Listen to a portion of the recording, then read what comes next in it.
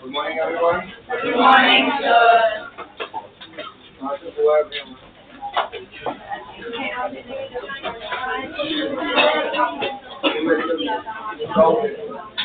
चलिए एडॉन के डाउट्स ले लें, चलिए फटाफट मॉड्यूल पहले मॉड्यूल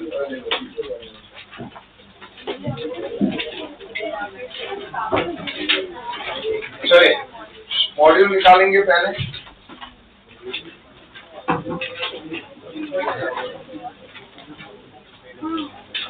बोले मॉड्यूल के अंदर सम नंबर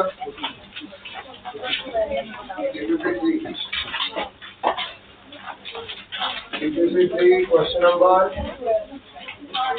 12, 14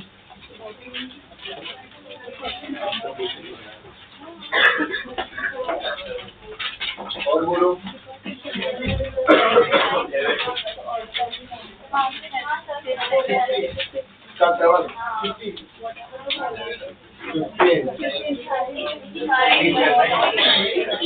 क्या चल रहा है?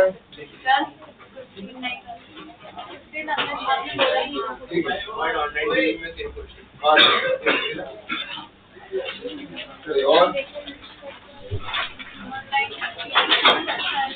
DPP3 के बाद एक्सरसाइज के अंदर कोई डाउट नहीं है? 39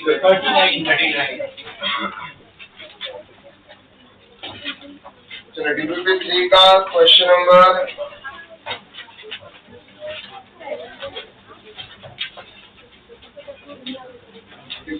क्वेश्चन नंबर 7 क्या दिया हुआ है? देखिए क्वेश्चन नंबर 7 के अंदर sphere of mass m moving with a constant velocity collide with another stationary sphere of same mass.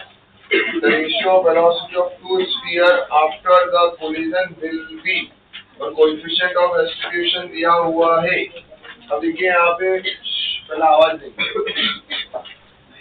इस केस में आपको रेशियो फाइंड आउट करना है। क्या निकालना है? Ratio of the velocity of two sphere after the collision will be, मतलब आपको final velocity v1 upon v2 का क्या निकालना है? रेशियो। यस और नो? अब इसमें सबसे पहले हम v1 की अगर बात करें तो हमने वो जनरलाइज फॉर्मूला लिखा है, याद है हम लोगों को? क्या फॉर्मूला है वो? m1 minus m2 into u1 plus 1 plus m2 u2 upon m1 plus m2। ये याद आ रहा है सबको? ये फॉर्मूला है। इसमें उन्होंने क्या बोला हुआ है? दोनों मासेस क्या है? सेम है। तो m1 is equal to m2 is equal to m, और दूसरा वाला स्टेशनरी है, मतलब u2 तुम्हारा क्या है? 0 है। सब्स्टिट्यूट करो, V1 is equal to M minus e m into U1 जो है वो क्या हो गया है, पॉजिटिव रखा, U2 0 है, divide by M plus M, M common निकल के बाहर आया, 1 minus e m into U1 upon 2 है, कैंसिल आउट हो गया है, that is 1 minus e U1 upon 2। कोई कंफ्यूजन इसके अंदर? सिमिलरली V2 निकालो, ये तो सिंपल ही क्वेश्चन है यार, इसमें तो क्या करना, आपको जनरलाइज फॉर्मूले में रखना है। सिमिलरली V2 निकालो, V2 में क्या आएगा देखो, फॉर्मूला हमारा क्या है V2 का, M2 माइनस ई M1 इंटू U2 1 प्लस ई M1 U1 upon M1 plus M2। अरे आया ना, U2 हमारा टर्म 0 है, तो 0 प्लस 1 प्लस ई M into U1, M1 plus M2 same है, ऐड होके 2M वो है, कैंसिल आउट हुआ, ये आया 1 प्लस ई U1 अपॉन 2। दोनों को डिवाइड करो, देखो डिवाइड करोगे तो क्या होगा देखो, U1 से U1 कैंसिल, 2 से 2 कैंसिल, आंसर क्या आएगा 1 माइनस ई अपॉन 1 प्लस ई, 1 माइनस ई अपॉन 1 प्लस ई। कोई कंफ्यूजन इसके अंदर? क्लियर है यहाँ तक? चलिए अगला क्वेश्चन देखते हैं फटाफट।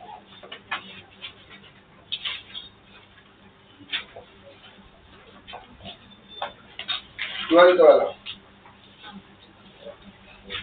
क्या दिया हुआ है यहाँ पे, a body experience a perfectly elastic collision, elastic collision है, स्टेशनरी बॉडी है।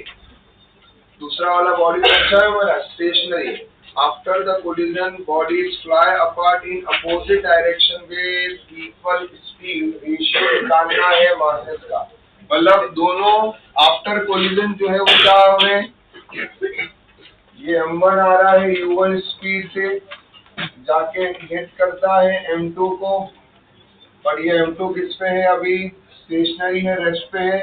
हिट करने के बाद दोनों एक दूसरे के अपोजिट डायरेक्शन में जा रहे हैं, लाइक M1 इधर की तरफ गया होगा V1 से, M2 इधर की तरफ गया है V2 से, लेकिन दोनों का मैग्नीट्यूड क्या है, सेम। उन्होंने भी बोला है, पढ़ो देखो क्वेश्चन में,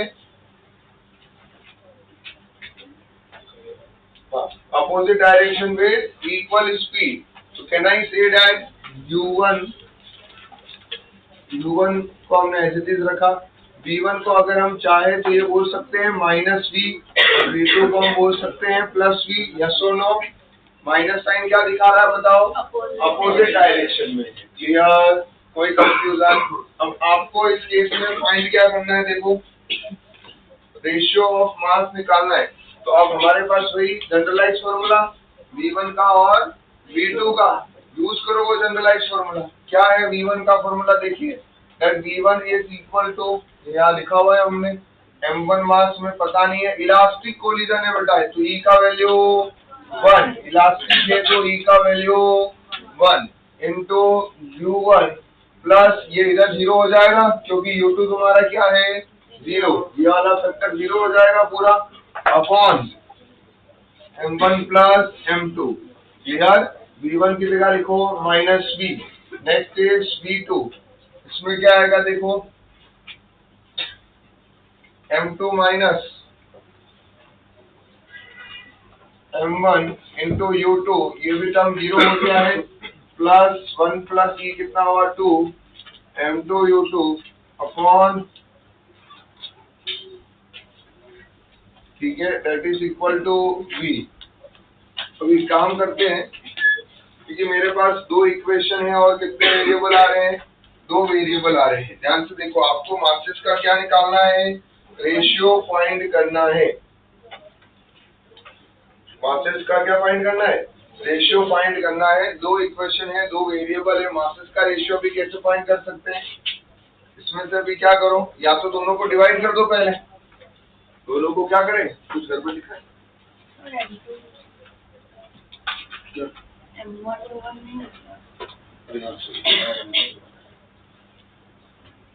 इन दोनों को क्या कर दीजिए, आप डिवाइड कर दीजिए। V1 upon V2 is equal to minus V upon V, बरोबर लिख रहा हूँ। बचेगा क्या, M1 minus M2 into U1 upon, यहाँ M1 प्लस M2 आया, और V2 जो है वो कितना है 2m1 into u1 upon m1 plus m2. I think m1 plus m2 से m1 plus m2 cancel, u1 से u1 कैंसल, यहाँ v से v कैंसिल होके -1 बचा है, यहाँ आया m1 minus m2 upon 2m1. कोई कंफ्यूजन? कर दीजिए, सेपरेट कर दीजिए इसको, कितना आएगा m1 upon 2m1 minus m2 upon 2m1. m1 से m1 cancel, -1 1/2 minus m2 upon 2m1. कोई कंफ्यूजन? इसको राइट साइड